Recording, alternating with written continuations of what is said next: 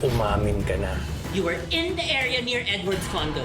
This is you after mong patayin si Edward. You even had the audacity.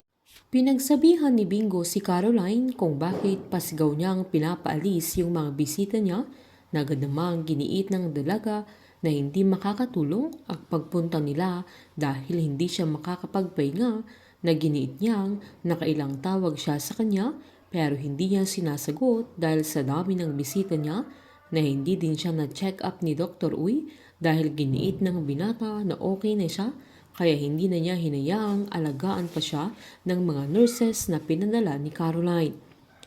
Giniit naman ng dalaga na hindi pa siya okay na pinapaalala niyang nasaksak siya at binili naman ni Bingo sa papi niya na papasukin na nila ang mga taong nakapila pero pinigilan sila ni Caroline kaya maging sila Lola Nene ay gulong-gulo na din dahil hindi nila alam kung si Bingo o si Caroline ang pakikinggan nila sa mga sandaling yan.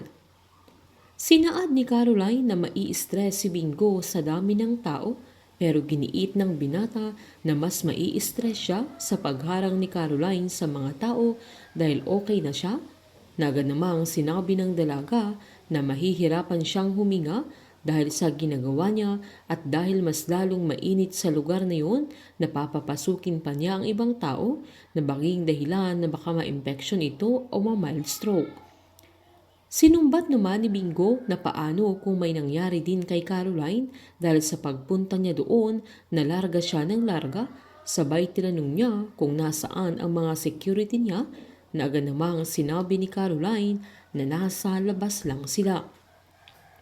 Pinagsabihan ni Bingo ang dalaga na umuwi na ito na huwag siyang pakalat-kalat sa daan dahil delikado lalo't hindi niya kasama na agad namang sinabihan ni Caroline na magpagaling na siya para magkasama na sila na bigla silang natahimik maging si Caroline ay napagtanto niya na kung ano-ano na ang nasasabi niya kaya binawi niyang para magkasama na sila sa trabaho.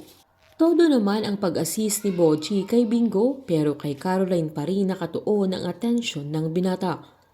Nang tumayo ito ay kinausap niya si Caroline mata sa mata kaya pumayag din ang dalaga na papasukin na ang mga bisita niya. Nang sinabihan ni Monching si Borna na papasukin na nila ang mga tao ay bigla namang sumulpot si Cory na masaya niyang binalita na nasaksak man si Bingo.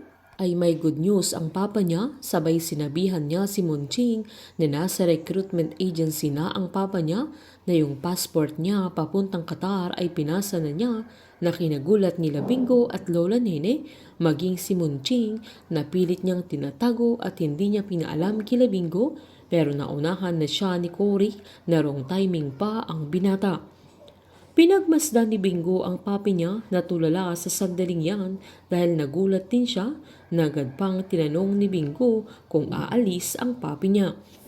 Dismayado ang binata sa nalaman niya dahil mas gusto niyang kumayod siya ng kumayod para sa pamilya nila kesa ang magkahiwalay sila kagaya ng nangyari sa kanila ng nanay niya nung iniwan siya na kahit hindi pa niya alam noon kung paano tumayo sa sarili niyang mga paa.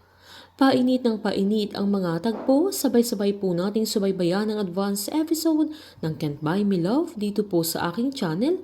Patuloy lamang pong manood at mag-subscribe para ma-update po kayo sa mga susunod na episode.